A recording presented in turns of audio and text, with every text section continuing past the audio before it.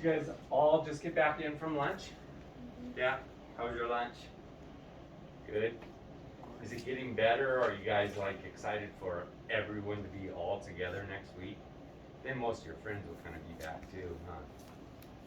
That'd be helpful. Okay, so this is, I know we went on and on with the Crucible, and it kind of seems like we're going on and on with this probably to you guys, but we're not. This is going to be the third time we've read through a story of an hour.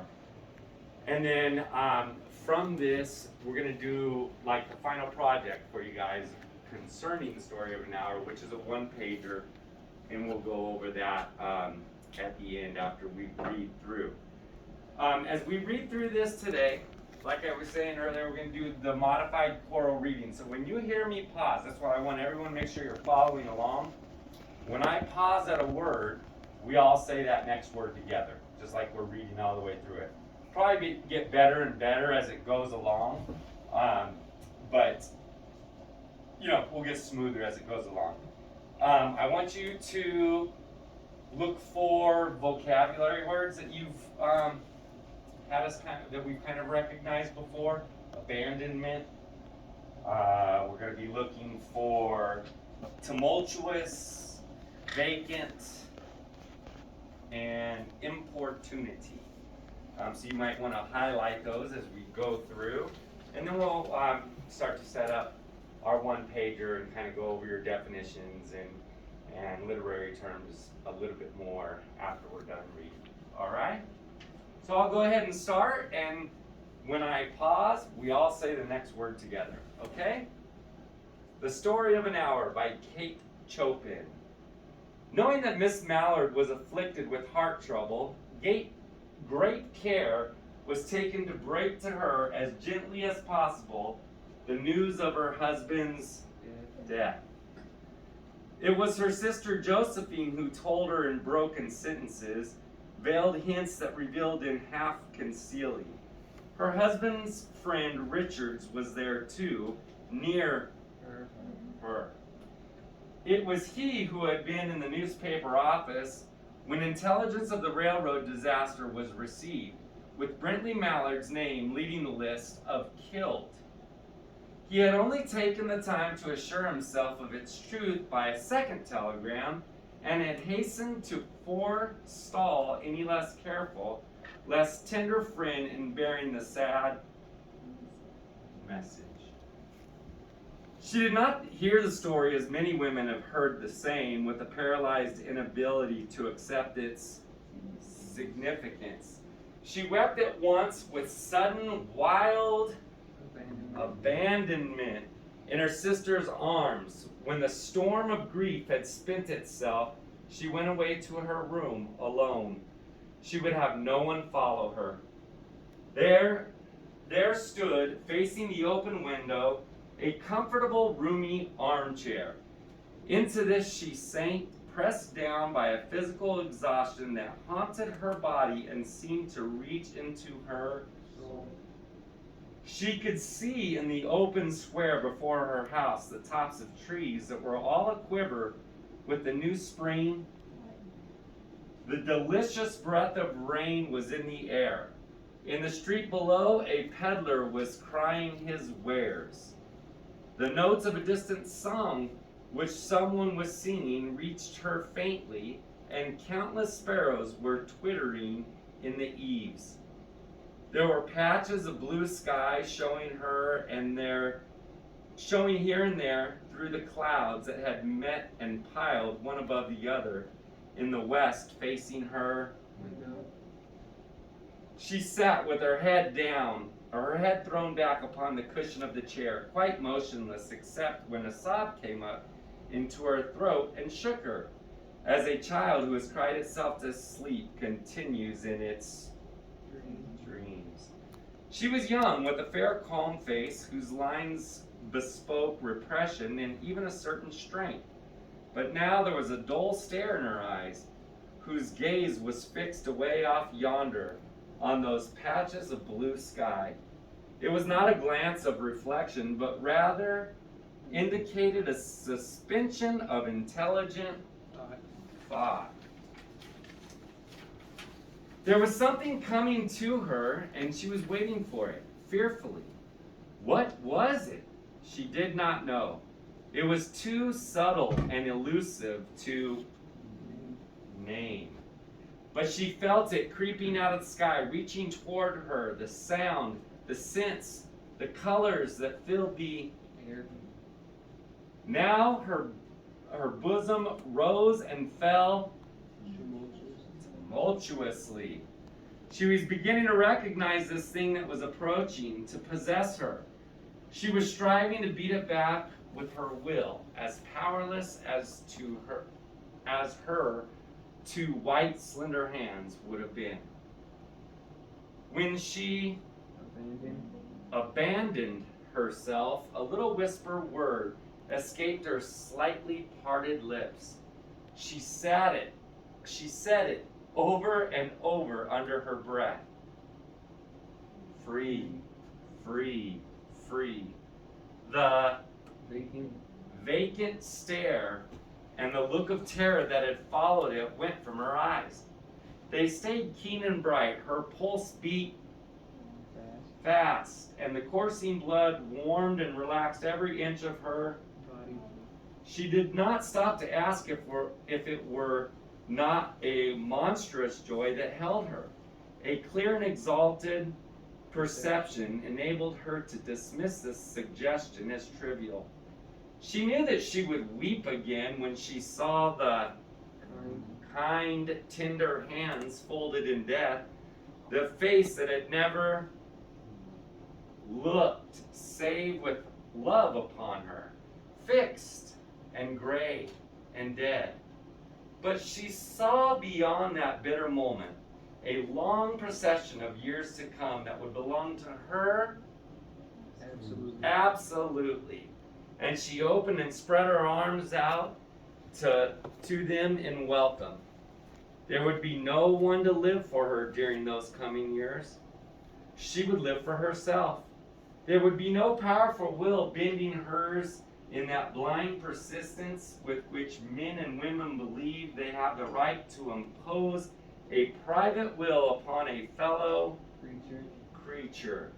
A kind intention or a cruel intention made the act seem no less a crime as she looked upon it in that brief moment of illumination. And yet she had loved him. Sometimes, often she had not. What did it matter? What could love, the unsolved mystery, count for in the face of this possession of self-assertion which she suddenly recognized as the strongest impulse of her being? Free, body and soul. Free, she kept whispering. Josephine was kneeling before the closed door with her lips to the keyhole, imploring for admission. Luis, open the door. I beg, open the door. You will make yourself ill. What are you doing, Luis? For heaven's sake, open the door. Go away. I am not making myself ill. No, she was drinking in a very elixir of life through the open window.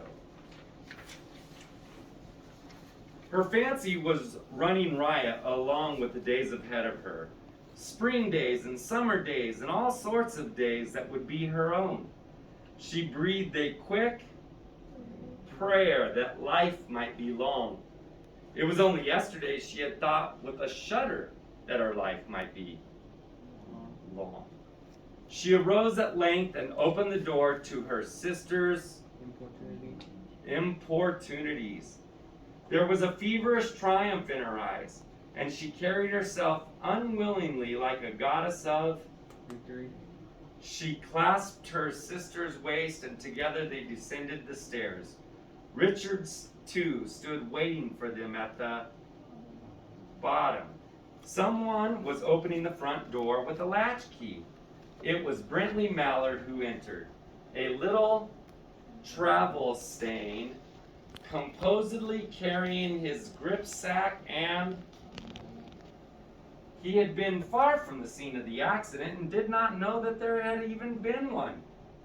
He stood amazed at Josephine's piercing cry, at Richard's quick motion to screen himself from the view of his. But Richard's was too late. When the doctors came, they said she had died of heart disease.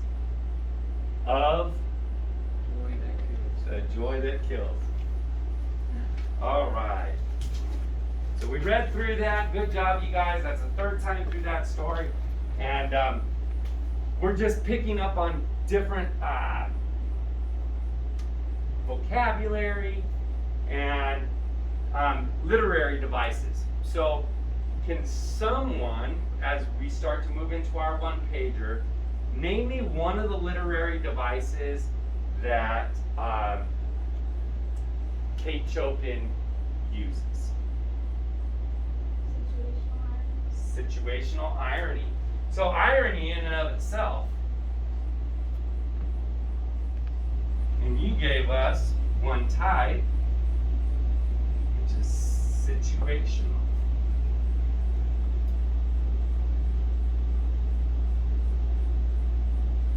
Do you have another type of irony? Dramatic. Dramatic. And we've discussed one more. Verbal irony. Verbal. Exactly.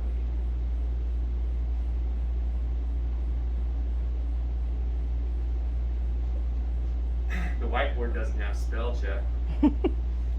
So yeah, irony, situational, dramatic, and verbal irony. And the other type of literary device that we use, anybody know what we were asking for? The author's point of view. That's the other literary device here.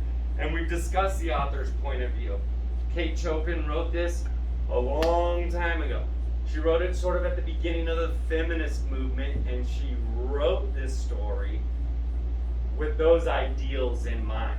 So when we look at the short story as a whole, we take into account the fact that the author's point of view was that of an early feminist.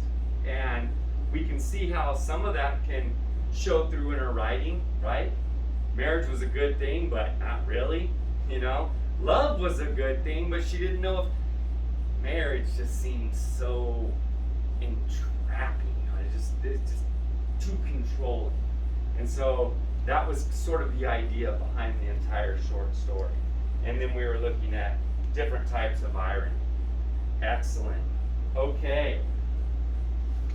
We are going to do, I'm going to give you time in class today. You do not have to complete it. But we are, if you do complete it today, you can turn it in. If not, we'll be turning it in on, next time I see you, Monday? Monday. And so, have you guys done a one-pager before? All right, so we're going to do a one-pager of Story of an Hour. We've got some examples up here. What you're looking for is the one-pager format is one picture, right? So like here, someone drew a picture of a heart, and then your text is going to be around it, all right? And the text are two literary terms. So we've gone over two literary terms, right? What are those terms? Irony, and then what was the other one that I just mentioned? Author's point of view, exactly.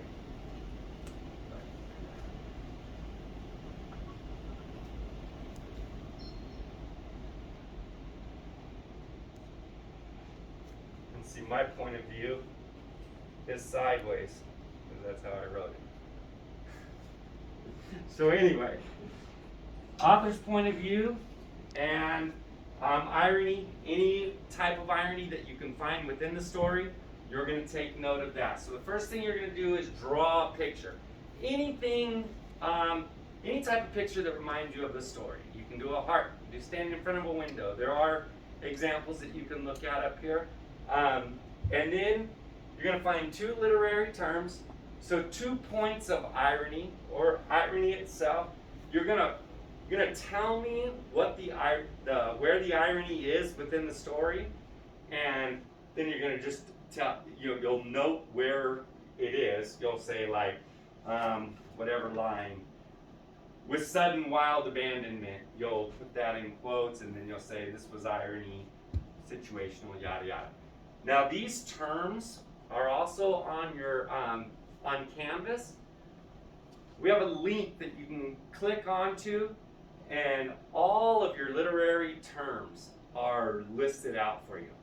So you can put the definition of irony, it has the different types of irony, things like that. That's all listed for you on your Canvas at the assignment. Okay, and then the next thing that you're going to put on your one pager is vocabulary words. You're going to define them and POS. Parts of speech, exactly. Parts of speech and define your vocabulary words. So, for example, one of our vocabulary words. Anyone want to give me an example of a vocabulary word? You have one? Importunities. Okay. And what's importunities mean? Someone's being persistent and it gets annoying, like too much. Exactly. So that's perfect. Importunities is one of them. I can write these on the board for you later if you need me to. Can give me another vocabulary word that would go good with number 3. Anyone? Tumultuous? Tumultuous. Excellent. And what's tumultuous mean? It means like excited, confused, or disorderly. Right. Like when her heart was beating tumultuously, right? Out of control, excited, disorderly. So those are a couple of the vocab words and what you're going to do with them on your one pager. We need 3 of those. And then 4 summary points. Basically, you're just summarizing up the story of an hour. You're just going to write a summary, but just with 4 key points. So, key point 1. We all thought Brantley Mallard was dead, and you can go on from there. That's an example, but you can, choose any of the 4 main points that you want to for a summary. And that is your assignment. Again, we have examples up here for you to look at. I'll set them up here on this table. There's a bunch of them. These are all about a story of an hour. You can take a glance at them. You just can't copy them. All right? So with that, do you guys have any questions? Do the summary points, can they be in like a timeline? Yeah, you can definitely write a timeline. The cool part about the one pager is you can use your imagination. You can be as creative as you want. So if you want to write your 4 summary points as a timeline, that's great. If you want to do them as bullet points, that's fine with me as well. If you want to write a whole paragraph just kind of starring each and every point, that you're making, just making sure you have a highlight, that's fine as well. I'm not as concerned as much about how it's presented as much as long as you have this information up there. The how is for you to use your creativity. And just, again, you can do this on paper, or you can bring out your computer and start typing it and import pictures and do all of this on your computer as well. So either format that you want to use. Any other questions before we get started? All right, I'm going to hand you out some paper and markers. We'll get started. You guys don't have to sit in total silence. You can talk. You can share ideas. This doesn't have to be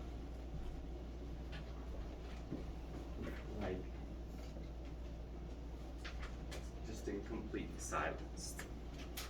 Unless you want it to be. Can I stop recording? You know what?